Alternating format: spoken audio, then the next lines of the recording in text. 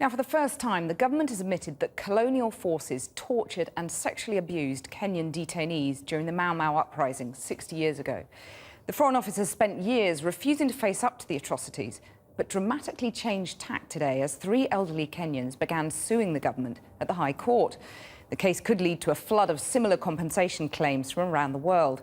In a moment, we'll ask if it's right that 21st century Britain should pay for the crimes of a previous generation. First, though, James Blake has this report, which does contain some distressing details. It has taken nearly 60 years for their day in court. In their youth, they were accused of being part of the Mau Mau rebellion against British rule in Kenya before they were arrested and detained in labour camps. In court, the government made an admission they had hoped for but didn't expect. The government does not dispute that each of the claimants suffered torture and other ill treatment at the hands of the colonial administration. I do not dispute that terrible things happened. They knew it. They wanted only to deny. If they agree now that we were tortured, it's a great thing. We would appreciate the generation of today here in UK, that they are just a generation, by admitting that, because that was the thing. And that is the justice we have been trying to come here and get in England. Their written testimonies to court make difficult reading, accusing British officials of castration, mutilation, assault and massacres during the emergency in Kenya in the 1950s. Apart from the serious beatings, there were women who were burned with hot spades. I remember seeing clear burn marks on their backs in the shape of a spade. As time went by and I witnessed more and more torture and people being beaten until they were unconscious and bleeding, I felt mentally weaker and weaker and more traumatised. The Mau Mau rebels mostly came from the Kikuyu tribe. Painted as brutal terrorists by the British, others saw them as fighting the vanguard for an independent Kenya. But in the dying days of empire, dozens of camps were set up and run by the British and Kenyan loyalists. Hundreds of thousands were imprisoned, sometimes for years, with no trials. A young British officer in Kenya at the time was in court today. I thought the camps as such were a horrible thing. But what was far worse than even them was the way in which the people who were in them were being treated by the warders and the prison officers. Now that the government has finally accepted there was torture and ill treatment in Kenya during the 1950s and 60s, the question turns to who exactly was responsible. The Foreign Office has blamed the colonial administration, but what do the documents of the time say? The trouble is, most of the crucial documents were destroyed. 3.5 tons of papers went up in flames in 1963. Today, the court heard the British government at the time blocked investigations into abuse and ordered evidence to be disposed of. Some documents have recently come to light, which the Kenyan claimants say will show clear involvement by British officials. But the British government now argues that the allegations are too old, a court case would be too complicated, and a fair trial is not possible. Well, I'm joined in the studio by Nigel Farage, leader of the UK Independence Party, and from Boston by Professor Caroline Elkins, a leading authority on the Mau Mau uprising, who's submitted a statement to the High Court on this case. Caroline Elkins first, why is it so important in your view that this case is getting heard? It's significantly important. You know, such situations are immensely complicated.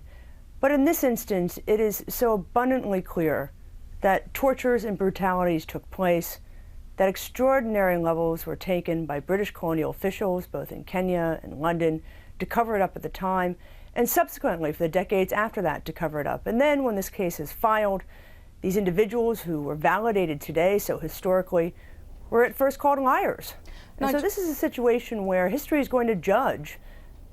Nigel Farage, it's a particularly dark episode in British colonial history, isn't it? It's right that, if appropriate, we should atone for that. Well, without doubt. And indeed, back in the 1950s, there were brave members of Parliament who stood up and spoke out against the British government, the British Army, and what we did. So there's no doubt we got things wrong and did things very badly. But the difficulty is, beyond issuing a full apology, the thought that we should launch upon a series of trials that could go on forever, you know, evidence that is given in court 6 decades after the alleged atrocities is very unreliable, and we've got a very bad precedent for this. In '91, we passed the War Crimes Act in this country.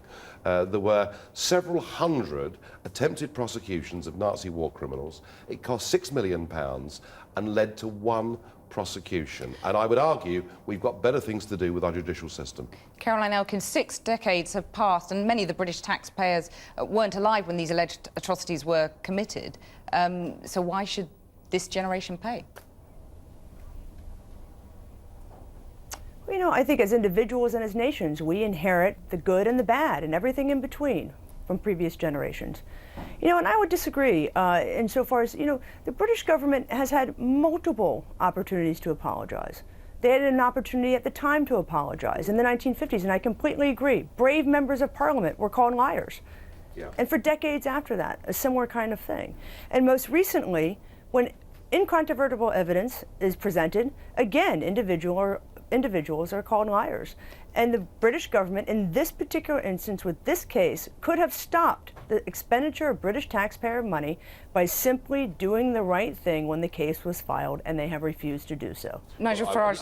I would agree with that. You know, it is time for the British government to fully, openly apologise and to say we got things very badly wrong, we're sorry, but there is no point going through a lengthy, costly judicial process. The evidence won't be reliable. It's not just about justice, is it? It's a question of, you know, there's been a cover-up here, reams of documents destroyed, gone missing. Well, I think history may have to be rewritten. Well, I think, again, it would be quite right for the government to admit that things were covered up, that things were done very badly wrong, and let's move on and let's try and make the Commonwealth, of which, of course, Kenya is a member, a big success. Caroline Elkins, what about the precedent this sets, a flood of similar compensation claims from around the world? We can't possibly foot the bill for all of those, can we? No, I think it's a very fair question. I do believe, though, that the Kenyan case is somewhat particular. In the Kenyan instance, there has been a great deal of historical research, most recently by myself and one or two others, that really laid the groundwork for this case, such that when these files were quote-unquote discovered, quite heroically, by the Foreign and Commonwealth Office, we had a way of interpreting them and understanding them, such that we understood these files to represent not one-off cases of abuse, but rather systematic abuse. I think in the cases of other colonies, whether it be Malaya or Cyprus or Palestine, take your pick, I think it's going to be much more difficult to prove. Nigel Farage. But I mean, come on, you know, all over the world. I mean, we could do this with the Americans with Vietnam. We could have veterans of Changi and the Burma Railway going to court in Tokyo against the Japanese government. I mean, where does this end? Surely there comes a point with these things where so much time has elapsed that it's time to apologise, admit things have been done wrong, and to move on. Caroline Elkins, what about the British prisoners of war who've got no hope of a similar hearing in Japan, for example? Well, sure. I mean, listen, each instance, you know, each case has its own merits, right? But I think one cannot lose sight of the fact that this is a rather extraordinary case. As you pointed out in some of the preview to this piece, the Mau Mau were portrayed as the most savage, horrible, bestial thing by the British colonial government, at the same time that they are torturing them and covering it up. And then they spend decades doing this, decades, covering their tracks, destroying records. But the problem is that all good purgers leave something behind. And so I do think that this case is exceptional. I do think that the behavior on the part of the British government has been, quite frankly, abhorrent from start to finish. Quick final word. Agreed, but, you know, just look at what the Belgians did in the Congo and every other European power in Africa. We all did things in the past that we now would think were absolutely wrong. We should hold our hands up, say we're sorry, but for the British to have to launch upon a series of legal cases like this, frankly, is a waste of time and money. Nigel Farage, Caroline Elkins, thank you both very much.